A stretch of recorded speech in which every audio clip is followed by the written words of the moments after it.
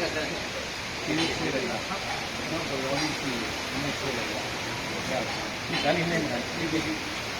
န်းလေးကိုတက်တယ်ပဲ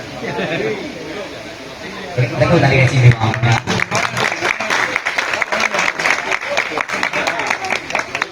ဆက်လက်ပြီးတော့ကွန်ပျူတာဒီဇိုင်နာတဲတဲကျော်ဝင်းထိတ်ထားအားဖိမှန်ကပြီးတော့ပါတယ်ခင်ဗျာ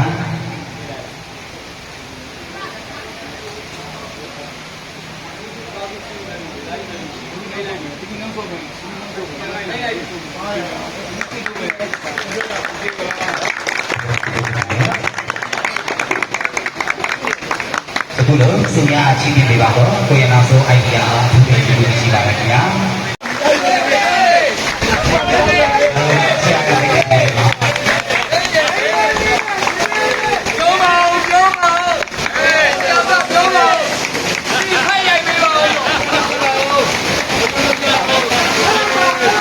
အခုလို့ကိုရနောက်ဆုံး idea ကိုရနောက်ဆုံး idea ဒီစံပြန်ပါရှင်ဘောင်းနာဘူးနာအားဒေတာတော်နဲ့စိတ်မှန်ကပြောပါလေ။နောက်တော့လည်းကြည့်ပြအောင်ပါ။